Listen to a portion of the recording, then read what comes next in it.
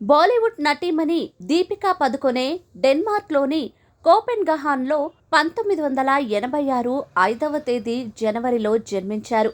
21వ శతాబ్దం ప్రారంభంలో అత్యంత విజయవంతమైన బాలీవుడ్ నటీమణుల్లో దీపికా పదుకొనే ఒకరు.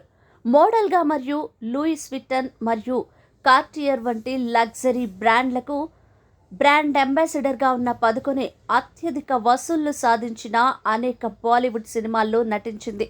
2023 మరియు 24 సంవత్సరాల్లో దీపిక భారతదేశంలో అత్యధిక రెమ్యునరేషన్ తీసుకునే నటీమణుల్లో ఒకరు. ప్రధానంగా బాలీవుడ్ నటి మరియు మోడల్గా పేరుగాంచినప్పటికీ దీపికా పదుకొనే అనేక సంవత్సరాలుగా అనేక హోదాలను అనుభవించింది. ప్రముఖ బ్యాడ్మింటన్ క్రీడాకారిణిగా, మానసిక ఆరోగ్య న్యాయవాదిగా, బ్రాండ్ అంబాసిడర్గా మరియు నిర్మాతగా, వ్యవస్థాపకురాలిగా కూడా తన హోదాలను అనుభవించింది. ట్రావెల్ ఏజెంట్ ఉజ్జలా పదుకొనే మరియు భారతదేశాన్ని అంతర్జాతీయ బ్యాడ్మింటన్లో ముందుంచిన ప్రఖ్యాత బ్యాడ్మింటన్ క్రీడాకారిణి ప్రకాష్ పదుకొనే దంపతులకు జన్మించారు. దీపికా పదుకొనే మరియు ఆమె సోదరి అనిషా పదుకొనే బెంగళూరులో పెరిగారు మరియు క్రీడలపై నైపుణ్యం కలిగి ఉన్నారు. దీపికా పదుకొనే 16 సంవత్సరాల వయసులోనే నటనలోకి ప్రవేశించే ముందు జాతీయ స్థాయి బ్యాడ్మింటన్ క్రీడాకారిణి మరియు అనిషా పదుకొనే తన టీనేజ్లో దేశంలోని టాప్ 10 అమెచ్యూర్ గోల్ఫర్లలో ఒకరు. వీరిద్దరూ కూడా క్రీడల్లో ఎంతో ముందుండేవారు. దీపికా పదుకొనే పాఠశాలలో ఉన్నప్పుడు ఆమె మోడలింగ్ ప్రపంచంలోకి అధికారికంగా అడుగుపెట్టింది మాత్రం ఆమె కళాశాలలో ఉన్నప్పుడు. 2005లో ఢిల్లీలో జరిగిన లాక్మీ ఇండియా ఫ్యాషన్ వీక్లో డిజైనర్ సునీత్ వర్మ కోసం ర్యాంప్పై నడిచి ఆమె తొలిసారిగా మోడలింగ్ రంగంలోకి అడుగుపెట్టింది. దీపికా పదుకొనే తన సినీ జీవితాన్ని కన్నడ చిత్రం ఐశ్వర్యతో ప్రారంభించింది. దర్శకురాలు ఫరా ఖాన్ వల్ల మోడల్గా గుర్తింపు పొందిన తర్వాత ఆమె తన మొదటి బాలీవుడ్ చిత్రం ఓం శాంతి ఓం కోసం బాలీవుడ్కి ఎంపికైంది. ఈ చిత్రం 2007లో అత్యధిక వసూళ్లు సాధించిన బాలీవుడ్ చిత్రంగా నిలిచింది. దీపికా పదుకొనే హిందీ చిత్రనటిగా నటించింది. ఓం శాంతి ఓం తర్వాత కొంచెం భిన్నంగా ఉండే ఫైండింగ్ ఫ్యానీలో ఆమె స్నేహితుడికి సహాయం చేయడానికి రోడ్ ట్రిప్కు బయలుదేరే యువ వితంతు పాత్రలో కనిపించింది. దీపికా పదుకొనే పీకు చిత్రంలో ప్రముఖ బాలీవుడ్ నటుడు అమితాబ్ బచ్చన్ సరసన నటించింది. ఆమె వృద్ధాప్యంలో ఆరోగ్యం పట్ల మక్కువ ఉన్న తండ్రి తన జీవితాన్ని తెలుసుకోవడానికి ప్రయత్నించే కూతురి పాత్రను పోషించింది. ఆమె 2017లో XXX విన్ డీజిల్ అనే హాలీవుడ్ సినిమాలో నటించి హాలీవుడ్లో అరంగేట్రం చేసింది. చారిత్రక బాలీవుడ్ డ్రామా పద్మావత్లో పదుకొనే పద్మావతి అనే రాజ్పుత్ రాణిగా కనిపించింది. దీపికా పదుకొనే భర్త రణ్వీర్ సింగ్ ఢిల్లీ సుల్తాన్ అయిన అలావుద్దీన్ ఖల్జీ పాత్రను పోషించాడు. పద్మావత్లో చిత్రీకరించబడిన కొన్ని పాత్రలు చారిత్రక వ్యక్తులపై ఆధారపడి ఉన్నప్పటికీ ఈ సినిమా కథ సూఫీ కవి మాలిక్ మహమ్మద్ జైసీ రచించిన ఇతిహాసం ఆధారంగా రూపొందించబడిందని మరియు ఇది కల్పిత రచనగా పరిగణించబడుతుంది. రాజస్థాన్ రాష్ట్రంలోని ఒక చిన్న సమూహం ఈ సినిమాలో రాణి పద్మావతిని చెడుగా చిత్రీకరించిందని ఆరోపించినప్పుడు పద్మావత్ సినిమా గురించి వివాదం రేకెత్తించింది. ఈ సినిమా కొన్ని భారతీయ రాష్ట్రాల్లో నిషేధించబడింది మరియు చివరకు కొన్ని మార్పుల తర్వాత మళ్ళీ విడుదలైంది. దీపికా పదుకొనే సినిమాలు మరియు ఇతర చర్యలు కొన్ని ఇతర సందర్భాల్లో కూడా వివాదాన్ని రేకెత్తించాయి. 2020లో ఆమె విద్యార్థులకు సంఘీభావం ప్రకటించినప్పుడు ఆమెకు ఎదురుదెబ్బ తగిలింది.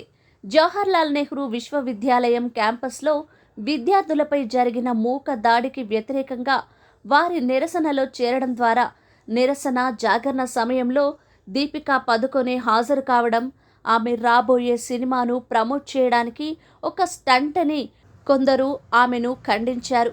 జేఎన్యూ విద్యార్థులను రాజకీయంగా వ్యతిరేకిస్తున్న వివిధ మతవాద సంఘాలు పదుకొనే సినిమాను బహిష్కరించాలని పిలుపునిచ్చాయి. వారు విశ్వవిద్యాలయంలో ఫీజుల పెంపును నిరసిస్తూ ఇటీవల ఆమోదించబడిన పౌరసత్వ సవరణ చట్టానికి వ్యతిరేకంగా దేశవ్యాప్తంగా జరిగిన నిరసనలలో చేరారు. అయితే మొత్తం మీద ఆమెకు అనేక వర్గాల నుండి మద్దతు లభించింది. దీపికా పదుకొనే నటించిన నిజ జీవిత యాసిడ్ దాడి బాధితురాలి జీవిత చరిత్ర చిత్రం చెపాక్కు నిర్మాతగా మారారు. ఈ చిత్రంలో పదుకొనే నటించారు. యాసిడ్ దాడి అనేది ఒక రకమైన హింస. దీనిలో ఒక వ్యక్తి, ఒక సాధారణ మహిళ యాసిడ్ లేదా ఇతర క్షయకారక పదార్థాల దాడికి గురైనప్పుడు ఆ వ్యక్తిని వికృతీకరించడం, హింసించడం లేదా చంపడం అనే ఉద్దేశంతో తీసిన సినిమా. పదుకొనే మేఘనా గుల్జార్ మరియు గోవింద్ సింగ్ సంధులతో కలిసి ఈ చిత్రాన్ని నిర్మించారు. 2020లో అవుట్లుక్ మ్యాగజైన్కి ఇచ్చిన ఇంటర్వ్యూలో ఆమె ఈ చిత్రంలో తన నటన పాత్రను ఇప్పటి వరకు అత్యంత భావోద్వేగపరంగా మరియు శారీరకంగా సవాల్గా నిలిచిందని అభివర్ణించింది. 83 ప్రముఖ క్రికెటర్ జీవిత చరిత్ర. కపిల్ దేవ్ 1983 క్రికెట్ ప్రపంచ కప్ గెలుచుకున్న భారత జట్టుతో కలిసి నటించిన ఈ చిత్రంలో పదుకొనే కపిల్ దేవ్ భార్య రోమీ దేవ్ పాత్రను పోషించారు. పదుకొనే నిజ జీవిత భర్త కపిల్ దేవ్ పాత్రను పోషించారు. అయితే ఈ చిత్రంలో కపిల్ దేవ్ పాత్రను రణ్వీర్ సింగ్ పోషించారు. దీపికా పదుకొనే 83 చిత్రాన్ని కూడా సహ నిర్మాతగా వ్యవహరించారు. ఈ చిత్రం బాక్సాఫీస్ వద్ద పెద్దగా విజయవంతం కాలేదు. కానీ దిగ్గజ క్రికెటర్ల నిజాయితీ చిత్రీకరణకు విమర్శకుల ప్రశంసలు అందుకుంది. పదుకొనే బాలీవుడ్ బ్లాక్ బస్టర్లలో నటించారు. పఠాన్ మరియు 2023లో సూపర్ స్టార్ షారుఖ్ ఖాన్తో కలిసి జవాన్, 2024లో ఏవియేటర్స్ గురించిన ఫైటర్ సినిమా, కల్కి 2898 AD అనే సైన్స్ ఫిక్షన్ సినిమాల్లో నటించారు దీపికా పదుకొనే. దీపికా పదుకొనే అనేక బ్రాండ్లకు అంబాసిడర్గా పనిచేశారు. వాటిలో Liril, Asian paints, Jio, Tanishq, Axis bank వంటి భారతీయ బ్రాండ్లు మాత్రమే కాదు, Coca-Cola, Tissot, L'Oreal Paris, Levi's వంటి ప్రపంచవ్యాప్తంగా గుర్తింపు పొందిన బ్రాండ్లు కూడా ఉన్నాయి. 2022 నుంచి 23లో ఆమె ఫ్యాషన్ హౌస్ లూయిస్ విట్టన్, ఫ్రెంచ్ ఆభరణాల వ్యాపారి మరియు వాచ్ మేకర్ కార్టియర్ మరియు ఖతార్ ఎయిర్వేస్లకు కూడా బ్రాండ్ అంబాసిడర్గా మారింది. దీపికా పదుకొనే 2014లో తన తండ్రి ప్రకాష్ పదుకొనేతో కలిసి కేఏ ఎంటర్ప్రైజెస్ అనే వెంచర్ క్యాపిటల్ సంస్థను స్థాపించింది. ఈ సంస్థ space tech company Bellatrix aerospace, e mobility company BluSmart, travel accessories brand Mokobara, digital pet care platform supertails.com మరియు కాఫీ బ్రాండ్ బ్లూ టోకోయ్ వంటి భారతీయ స్టార్టప్లలో పెట్టుబడులు పెట్టింది. ఇక అవార్డుల విషయానికి వస్తే 2007లో ఓం శాంతి ఓం సినిమాతో బాలీవుడ్లోకి అడుగుపెట్టిన దీపికా పదుకొనే 2 ఫిలింఫేర్ అవార్డులను గెలుచుకుంది. ఉత్తమ మహిళ అరగ్రేట్రం మరియు new face of the year, 2013లో గోలియోంకి రామ్లీలాలో ప్రధాన పాత్రలో ఆమె ఉత్తమ నటిగా తన 3వ ఫిలింఫేర్ అవార్డును అందుకుంది. 2015లో ఆమె మళ్ళీ ఆ అవార్డును గెలుచుకుంది. ఈసారి పీకులో ఆమె నటనకు ఈ అవార్డు దక్కింది.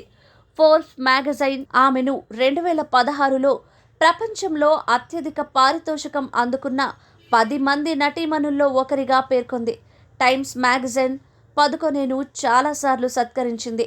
ఆమె 2018లో టైమ్స్ యొక్క ప్రపంచంలోని అత్యంత ప్రభావవంతమైన 100 మంది వ్యక్తుల వార్షిక జాబితాలో చోటు సంపాదించుకుంది. ఆ తర్వాత 2022లో టైమ్స్ 100 ఇంపాక్ట్ అవార్డును అందుకుంది. ఇది తన పరిశ్రమలను మరియు ప్రపంచాన్ని ముందుకు తీసుకెళ్లడానికి అతీతంగా ముందుకు సాగిన ప్రపంచ నాయకులను గుర్తిస్తుందని తెలియజేసింది. మానసిక ఆరోగ్య అవగాహన పెంచడంలో ఆమె నాయకత్వానికి గాను 2020లో Padukone world economic forum crystal అవార్డును కూడా అందుకుంది. టైమ్స్ మ్యాగజైన్ యొక్క May 2023 May feature Deepika Padukone is bringing the world to Bollywood Padukone యొక్క ప్రత్యేకమైన విజయాన్ని హైలైట్ చేసింది. ఇక దీపికా పదుకొనే భారతదేశంలో ప్రపంచవ్యాప్తంగా తన ప్రభావాన్ని చూపుతూనే ఉంది.